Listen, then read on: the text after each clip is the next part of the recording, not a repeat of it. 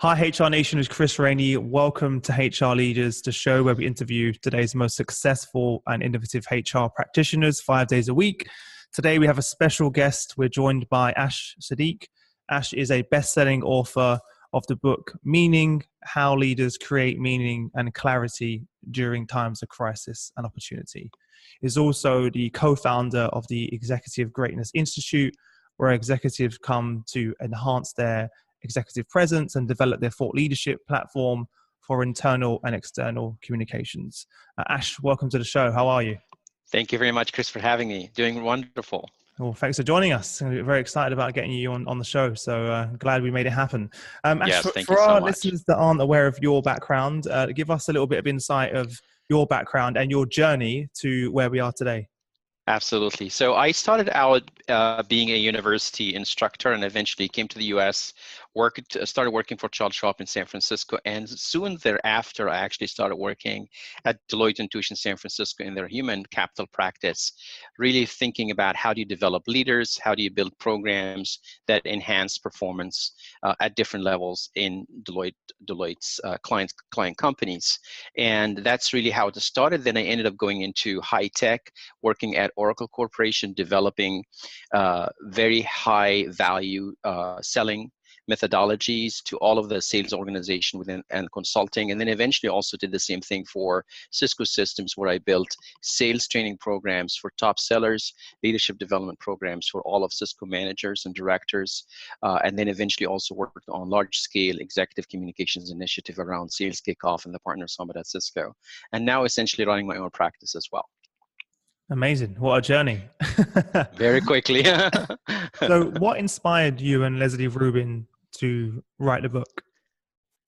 Yeah, I think it was a very pivotal moment for us when we were working at Cisco in 2008 is the year that we remembered in particular because we saw Cisco, as well as a lot of other companies around the world, really having to face up to the financial crisis that was taking place. It was similar to 2001, where almost like everything stopped. A lot of deals stopped. Right, when you were just about to close a deal, multi-million-dollar deal, the customers basically chickened out, and a lot of that started happening. So of course, Cisco got impacted revenue-wise. There was also a lot of talk about what technologies were actually going to be very successful going forward. And we saw John Chambers, the CEO of Cisco at that time, and his leadership team really grappling with how do we communicate, how do we sustain everybody's commitment within the company during this time of crisis, and how can we flip that around and talk to them about the vision for the future so they can stay on. So this was really that pivotal moment that got us thinking about what if we actually tried to show what John and his executive team have done here at Cisco, what is it like in other companies as well? How do actually leaders sort of manage moments like this, whether it's a crisis or they really want to steer the organization around towards a particular new opportunity. So that's really what we charted out to do. And we spoke to 12 leaders around a number of industries, men and women, to just see how they handled these issues. So it was actually a very interesting insights that we gathered. We didn't really set out to discover anything earth-shattering, but we really wanted to see what were the motions that each one of these leaders followed in order to ensure that everybody was on the same page with them. So what surprised you the most when you were doing the research and you was connecting with these guys? What were some of the key insights that you took away that surprised you or perhaps that could be valuable for our audience? I think the most fundamental insight that we found is the fact that when you find a CEO, a leader of a company, really being very comfortable with the uncertainty, being very comfortable with the unknown, and then being able to actually have the guts to go out and say, I may not know all the answers, but here's where we are today, and here's where I think we are going. Because people, as you see us in the book talking about, one of the Cisco executives, Ron Ritchie, basically says organizations are like, best-selling novels. If you don't achieve clarity, the ambiguity of that novel, around that novel, will actually push that novel to, the highest selling list on the New York Times and everything. Why? Because people start talking about it. They don't know what it is about, and it just continues building up all of this ambiguity. And that ambiguity then slows everybody down at the same time. So it's very interesting to see how clarity then gets everybody thinking, I know where we're going, let's go. Whereas I don't know where we're going, let's wait. So that dynamic is very, very disturbing, because when you think about multi-billion-dollar organizations with 50,000 or even more employees, can you imagine what that means in terms of productivity loss that happens? And that's really where we think meaning here is really more about how do we communicate what path we're following and how we can get all the arrows in the organization going in the same direction. Companies struggling with this every single day. And if you don't have that, that's where you get that disengagement, right? From the employees Exactly. and from Exactly. the investors, from everyone, to be honest. Unless you Yes. have a CEO with a Yes. clear vision and they're capable of communicating that throughout the organization. Especially, Absolutely. it's even more important during times of turbulence, right? That someone has Exactly. that strength and that courage to say, this is where we're going, and commit to that, as opposed to being half in and half out, right? As well. Exactly.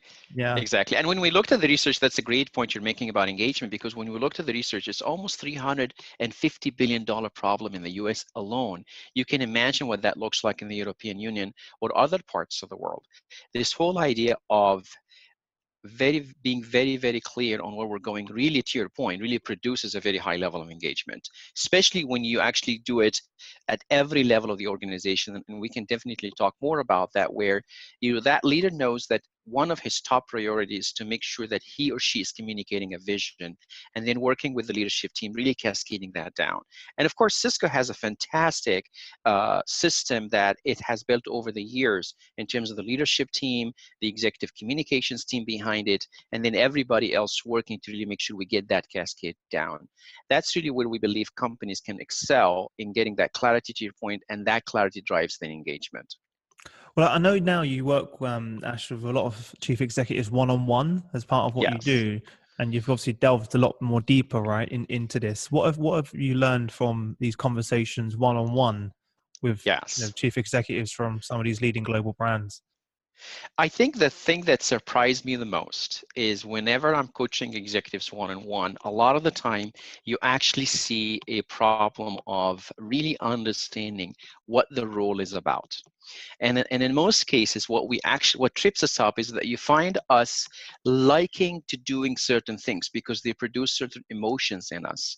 So we actually find leaders forgetting the importance of being the strategists, of being the people that really sort of point out what that direction is. And you see them actually coming and delving into the mechanics and the tactics of the business.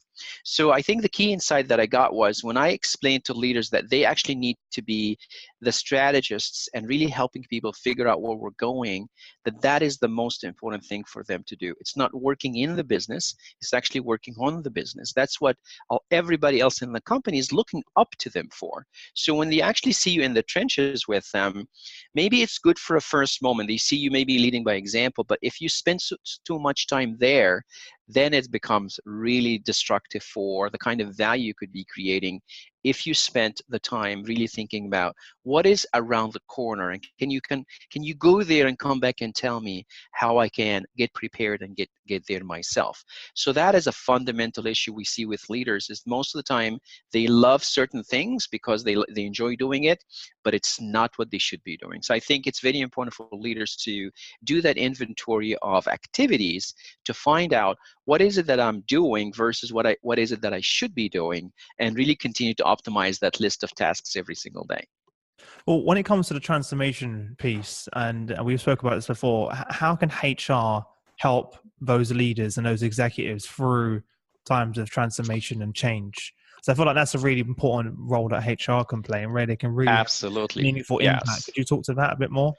Yes, I think HR practitioners are an amazing source of intelligence from the organization. They can really help these leaders understand what the blind spots are, what's happening to the culture. They can basically come back and say, here's what the behavior of the executive team is really causing. to happen within the culture itself.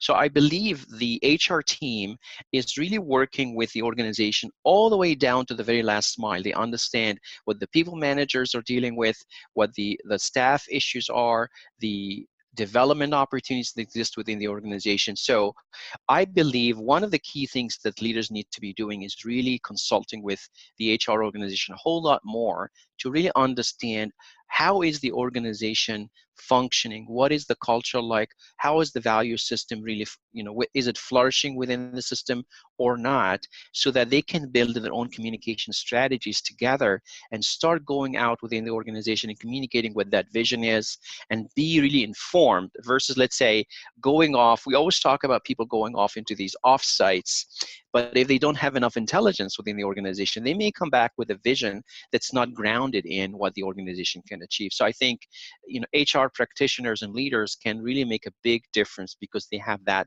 so much intelligence that they can bring to the table.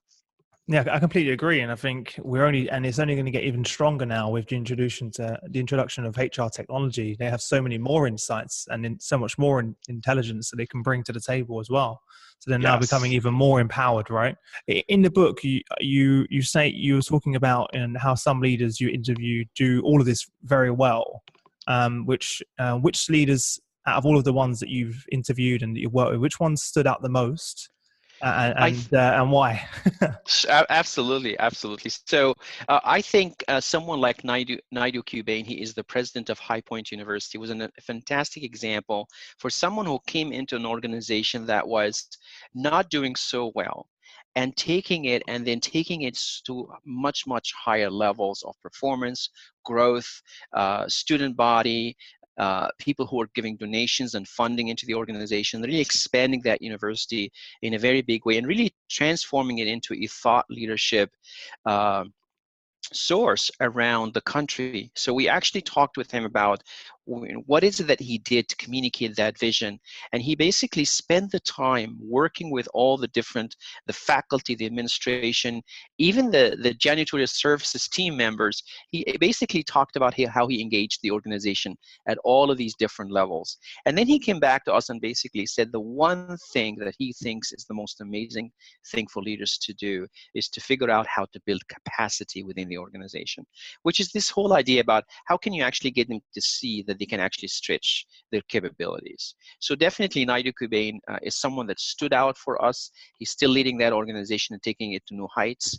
We've also seen someone like Prith Banjari, who was a CTO at Schneider Electric, and how he used his own emotional intelligence and understanding of how companies work and how organizations work to really drive innovation by getting people to open up to him and build trust. So this was a key skill set to see in action, and in terms of how Prith did it by going around the world and doing these town hall meetings where these CIOs and CTOs that were part of his team really got to open up and share their own visions. He knew that the intelligence was in the room. He did Yeah, not want to come but they have to feel across, right? comfortable. But a lot of times people don't feel comfortable to say that to your CTO or your CEO, and Yes. you're worried because sometimes it is criticism, or perhaps you're thinking about doing it a different way or different viewpoint. I think it's very important as a leader to make sure you have a team that's open to coming to you with new ideas or Exactly. problems without feeling there's going to be a consequence. Exactly. And I think that's really where it was very touchy-feely in the beginning, where he needed to really be very careful how Yeah. he did it. And then once he got them to open up, it then became their own plan. It became their own initiative, and they were able to drive it across the company. Hmm. And then we also saw someone like Sheila Jordan. She's the Chief Information Officer at Symantec, and she came in when the company was experiencing a almost like, they had to divest, they had to disconnect parts of the business, and in so doing she had to manage relationships not just within the company but with a very large service provider community, and she needed to do it in a way that's not going to disrupt the business. So she had to think about, how do I communicate as a leader within Symantec itself, within that service provider community, and keep them committed to the long-term vision for the company. So it was very exciting to hear her talk about what she did and really driving that change initiative. And that kind of leads me to really kind of give you one of the key insights I saw, and then I eventually really codified in a model called the tension index, where leaders most of the time, we're expecting them to really tell us what's around the corner. How can you really come to us with a vision for where do we need to take the experiences of customers or partners, of employees to the next level? And then you drive that change. And that's why, as we said earlier, if you work so much in the business, you're not going to be able to see what those experiences could be. And then you bring them to us and talk to us about them in a way that invigorates us in order for us to participate in that activity. And that leads us quite nicely on to, you talk about the 10 leadership behaviors as Yes. well. And I think this is one thing that I was very excited to share with the audience. Could you jump into that and give us an overview of those? Absolutely, absolutely. And I'm going to look here at my notes just to make sure we cover all of them. Sure. And the very first one is that leaders cultivate authentic humility, as you were talking now about Prith and how he basically came across as, I don't know all the answers. It's approachable, right? Yeah. Is approachable, exactly. And then the next thing is that they clarify and focus on the organization's mission and values. Very, very critical. And we see a lot of leaders talking about that, how once you set those top 5, 10 values, how can you then as a leader make sure that you spread that word out across the organization? And then they also get out of the way so others can succeed. That's a very critical component. Again, we see Preth doing that, we see Naidu Cubane doing that, and making sure that his management team really flourishes within the organization. The next one is they build a solid network of relationships, and that's critical. You see Sheila Jordan doing this, as I mentioned, within the company, within the service provider community. They also start building strategic partnerships. They know in order for them to get things done, they may craft strategic partnerships with board members, with the executive team, with leadership within the company, partner communities. And then we also saw that they care for and reward their people. They understand you have to really think about the emotions and how you are keeping people engaged. And in some cases, you need to recognize success and celebrate what happened in order for you to get the firepower and the energy for the next round. And we also saw them over communicate with all the stakeholders, especially in times of crisis, of course, or change. As we've seen, the story about John Chambers, that was very critical for him to double up on how much he was talking to the organization. We actually saw him using Cisco technology to communicate across the world. They build trust and buy-in. That's very critical for them. And then we also saw them accept the reality that business cycles inevitably include a lot of change. And as a leader, you need to sort of come across as you're comfortable with that, but also communicate the fact that you have empathy for the fact that your own people may not necessarily be as good as you are in really living with that in mind. And then finally, they cultivate the habit of listening and learning. So they go around the organization, as we said, when we were talking about the role of HR practitioners and leaders, is how can you actually gather intelligence so that you come across as someone who knows what their aspirations are and also what their pains are. And then you're able to craft stories to talk to your organization with these insights and with that intelligence. So I think these 10 areas of leadership communication behaviors we've seen come up in all the different stories of leaders that we spoke to. And then when we hear Jack Welch talking about how leaders need to be chief meaning officers, that was a fantastic validation for Leslie and myself as we look at the key point of view that we had about a book is the fact that you need to be the person that says, here's what's happening now, here's where we're going, where we've been, and why I want you to be part of that journey with me. And here's what's in it for you and for us and for our customers. Amazing. And it's definitely a lot to take in. And don't Yes, worry, yes. for everyone listening, guys, I'm gonna link those in the show notes, those top 10. Absolutely. So you can all see Yes. those on there as well. So you have that. So I suppose the question really is, Ash, is what are some steps that we can do to help these guys become better leaders? What are some actionable steps that we can now take to go in the right Yes. direction? I like what you said earlier about, HR leaders. I think the first thing that I would very much encourage all leaders is to really partner up with the HR organization, because that's really where the pulse is. They're going to give you a lot of intelligence. Yeah. That's one.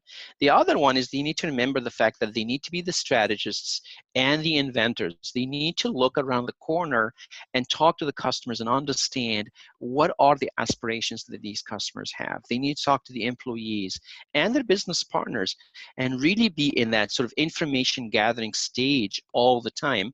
And of course, along the way, you stop, you reflect, and you basically say, this is where the organization is, this is where I need to take it, and understand that you need to build a bridge of meaning between where we are today to where we are going to be. Realize that that's actually a bridge between two emotions, one emotion of frustration and one emotion of aspiration. And that's really where, as a leader, you need to get very good at, I know that's where we are now, we've been there before, here's what happened in the past, and use stories to basically tell them, we've been there before, we've been able to accomplish achievements before. So I think once leaders develop that muscle and realize that is really what the role should be about. So if they like board meetings, if they like these quarterly reviews, that's fine and dandy, as we say here in the US, but you need to be thinking about what is actually my role, is to really be good at communicating the vision, the strategy, and explain why are we going where we're going and what it means for everybody. So I'm interested, when you work with these guys on one-on-one basis or with the teams, where do you start? What does the process look like for you? Because it's always interesting to understand how you approach this, because it's going to be a similar way that people will do so, whether they work with someone like Yes. yourself or whether they address themselves personally. Where would you start as a way of sort of diagnosing this, and what does that look like when you're working with these clients? To be honest, when I do executive coaching, I definitely try to, again, as you said earlier, we need to partner with HR. So I try to partner with HR leaders to understand what are the issues that exist around that leader, whether it's their leadership style, as well as also what's happening in their organization. And I try to understand what are the mindsets and philosophies that are driving the action. Because most of the time we may actually look at the situation and say, oh, I wish she communicated better, or I wish she communicated better. But sometimes, as we were saying earlier, it's actually more about the mindset that's driving the behavior. How do they actually see the role? And that's what I try to identify first. Because a lot of the time they are actually misreading what the role is. A lot of the time happens at all levels of the organization. They love working in the business and not on the business. So I basically try to sort of get them out of that barrel where they are really focusing more on the tactics and what they like to do, and focus more on what the organization itself wants them to do. So gaining that clarity is very essential step to understand, what are the dynamics of the issues surrounding that leader, and then where we need to take that leader. And a lot of the time, surprising, but we actually find leaders most of the time underestimating the gravity and the magnitude of the changes that are happening, and how they themselves need to be communicating almost every single day and preaching and really evangelizing what that vision for the future is. And that's a huge effort. And I think Cisco and Cisco leadership does an amazing job around that. And again, even Cisco, when we coach executives or other companies as well, you need to reiterate the fact that you need to be doing this on a constant basis. Yeah, over and over again. This is not a one-off. We're not going to do a kickoff week and we discuss this. This Exactly. is ongoing communication to everyone, especially in a large Absolutely. organization when you have hundreds, if not thousands, of new employees joining every other month, right? Exactly. Business. You have to Yes. continually do that. And sometimes even me as a founder of my own startup, right? Even with a Yes. small team here, sometimes I assume that people know what my vision is. Right. And I assume Yeah, that I exactly. told you this, once upon a time, 2 months ago, that this is where Yeah. we're going. But you have to consistently, relay that to the team so Yes. they know exactly where we're going. And I've actually tried to Yes. do that on a weekly basis now. On our Monday morning meeting, we go over it again and again and again, so That's everyone awesome. understands exactly where we're working towards, and these are the steps that we're going to take to achieve that. But consistently do that as well. It's good Exactly. for me as well to have it in my own mind. To remember, exactly, right? Exactly right. Yes. Sometimes you Yes. can see different, shiny objects that you maybe want to run towards, but you have to really sort of put your head down and focus on that, as Yes. opposed to getting Yes. distracted. And Exactly. I find a lot as well. You mentioned some of the leaders focus on one particular thing, things that they're good at. I think a lot of the times businesses don't prepare those leaders, so they may promote them into that role, but may not necessarily give them the best development plan. So, for example, for me, I Yes. felt this going from a sales executive to a director. I had no training on what it meant to be a To director. be one. So Yeah, I exactly. naturally just wanted to keep selling, right? But my job was Yes. no longer to keep selling, which was what I was really good at. It was now to develop my Yes. team, to recruit, to support my team, and to obviously Exactly. look at the overall strategy of the business and the team and the products that I was working on, as opposed to focusing on just selling, which is what I did before. Exactly. And it And it simply, happens all the time. I can imagine, and in much more Yes. complex environments than I was in either as well. Yes. So I can only imagine when you become a CEO, it's now 10 times more difficult and challenging as you're looking at so many different moving parts at the Yes. same time. And Exactly. naturally, you're going to gear towards one particular area, whether it's, your background is in supply chain or, from the technology point of view, wherever it may be. So it's very interesting. Exactly. Very, very Exactly. interesting. And sometimes you're right. Absolutely. They may need someone like yourself or like HR that has an outside perspective that can come in and really assess it and look at it from a different perspective as themselves and their team, because most of the time their team won't tell them. Exactly right. Exactly. You need some trusted advisors who will basically Yeah. tell you things as they are, Yeah. because to your point, what got you here is not what's going to get you there, Love as that. Marshall Yep. Yep. Goldsmith Hmm. says. And you see this a lot, and that's why I talk about this idea of the joy of change. That leaders sometimes they make an assumption that everybody gets it, but we actually need to get very, very detailed around the picture of our vision. So then it becomes actually joyful for us to talk about it. Because otherwise, people will say, what are you talking about? No one likes to change. But it's Yeah. actually in a very vivid description of what that change is that it actually might then get very enjoyable and emotional for people to say, you know what? We like where you're going. We want to go with you because you've given us such a vivid picture of how life is going to be once we get there.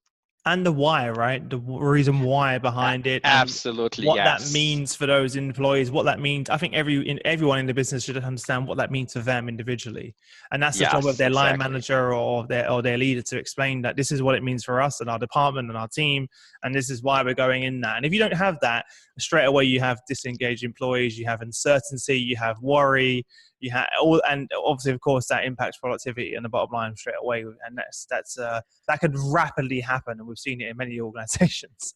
Exactly, yeah, exactly. So it's so important, and not to bang on about it because we've said it a million times, but this isn't a one-off, 1 week, 1 month. This is ongoing, day in, day out. It needs to be constantly communicated to the team, right? Yes, yes, Um, exactly. And manage your emotions and manage the things you like doing versus the things that you should be doing.